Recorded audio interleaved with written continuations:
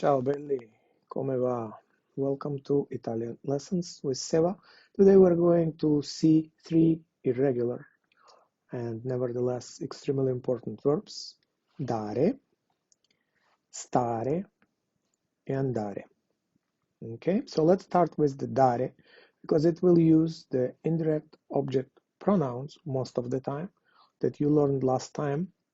You will remember that every subject pronoun will correspond to the indirect object pronoun. So you have here io, I, and then you have me, which means to me. You have tu, which is you, and you have ti, which is to you. You have lei, and it will be le, which means she, lei, and le, to her.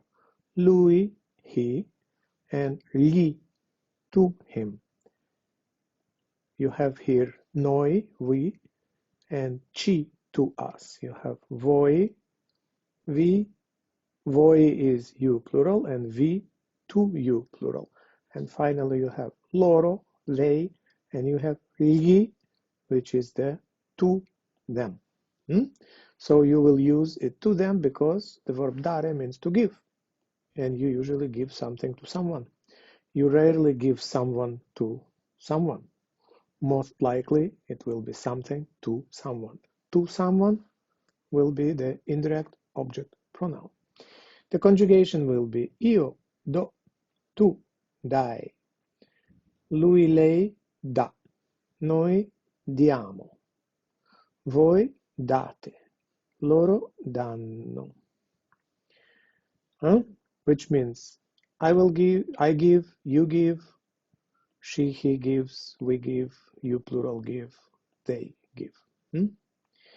Okay, so if you want to say you give me a coffee, you have the subject pronoun tu, which in Italian is optional because Italian is the language of freedom in this respect. So you have that tu, which is a subject pronoun, you, informal, followed by the indirect object pronoun me,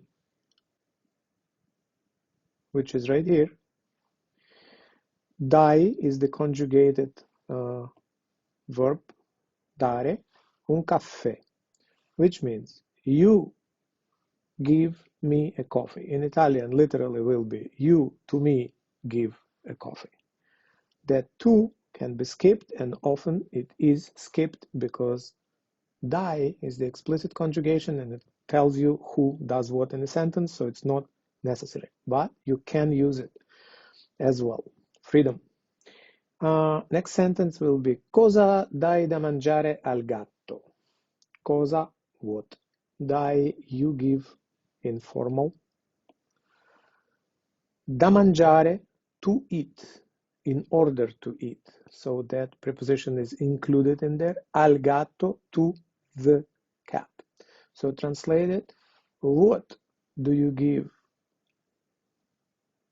What do you give to eat to the cat?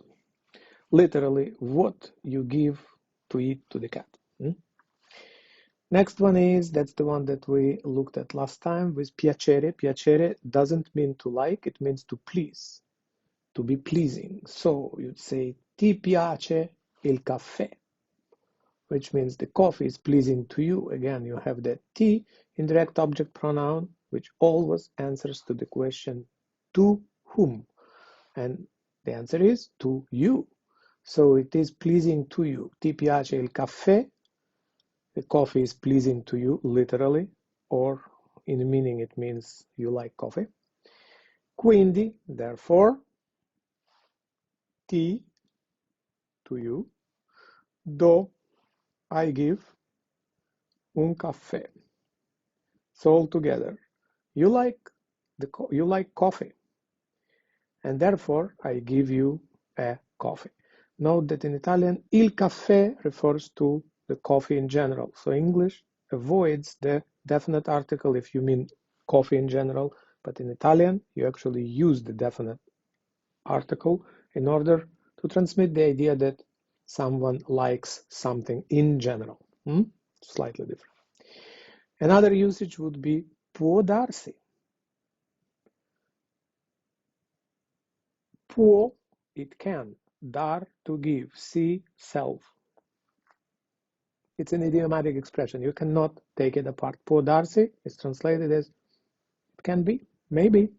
Può darsi. Do you want to go to eat some ice cream? Un gelato? Può darsi. Why not? Maybe.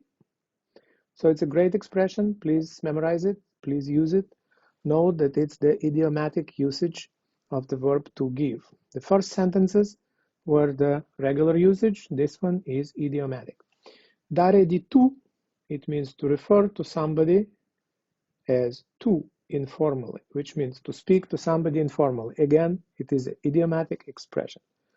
You can translate it to give of something to you. Makes no sense. So it's idiomatic expression. Do not take it apart.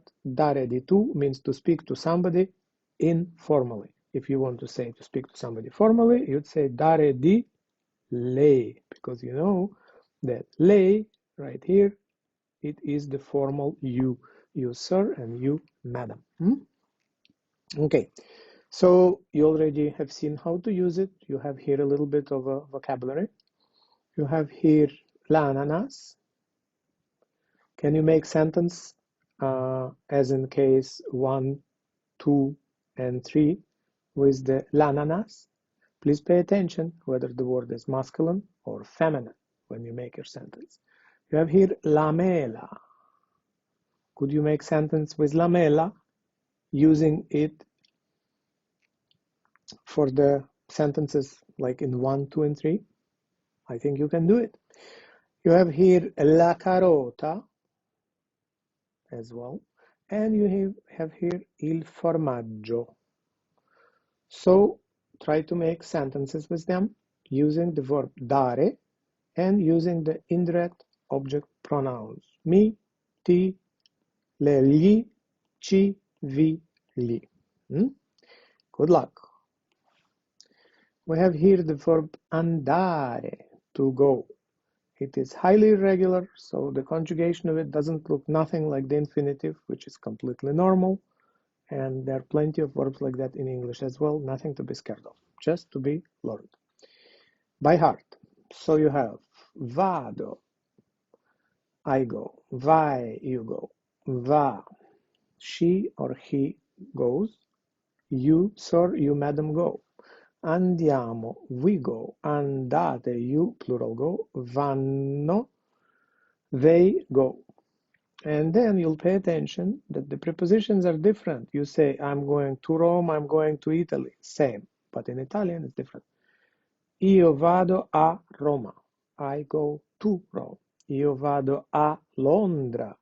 I go to London. Io vado a Venezia. I go to Venice. Why do you use a? Because all of those are cities. But when there is a movement to a country, then you will use in instead of a. Tu vai in Francia, loro vanno in Turchia. They go to France, they go to Turkey. Another thing is when you use in, you do not use definite article that otherwise are used with the names of the countries. So let's see, you already know come va. How goes it? What's up? How is it going? How are you? Va bene, it goes well. So here we start with the idiomatic usage. What goes well? Well, it is the idiomatic usage because it's not extremely clear what is going well. The life is going well, the things are going well. So it's idiomatic usage. You already know it, that's good. Va bene goes well, va male goes badly. Dove vai? Where are you going? Where do you go? In this case, it is the physical going somewhere. Andiamo in palestra. We are going to the gymnasium or to the gym. Voi andate in Portogallo. Do you go to Portugal? Why did you use in? Easy, because it is a country. No, noi andiamo in Italia. No, we are going to Italy. Please remember, subject pronoun, noi, is optional in Italian. You can use it or you can skip it. Your choice. Language of freedom. Lui va a Venezia. Subject pronoun optional.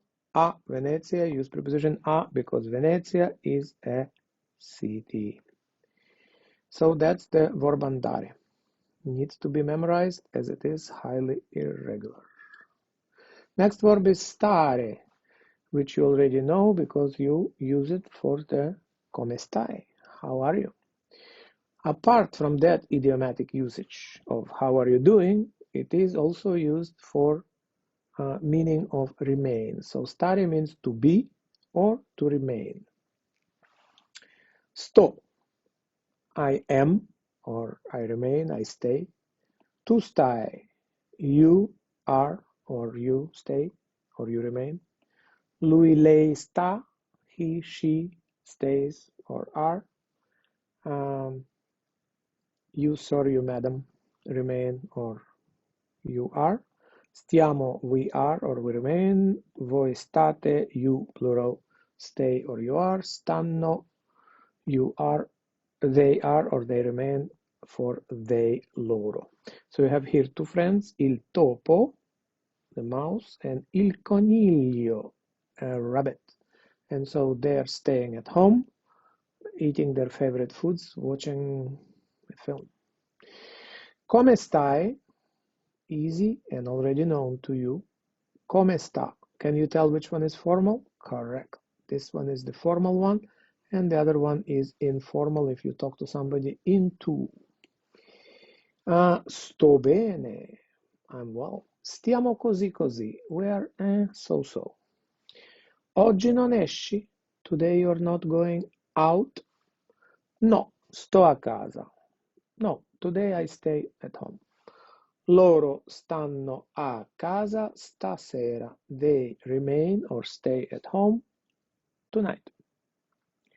Stasera is another way of saying questa sera, and it's probably more common than questa sera. Good thing to remember. So I hope you feel more comfortable with three irregular verbs that we looked at today. Stare, andare, and dare. Dare is used often with the indirect object pronoun because when you give something to someone, you use it with the indirect object pronoun. Same in English, same in Italian. I hope it helps. I hope it was clear. If you need more practice, let me know. Otherwise, ciao belli.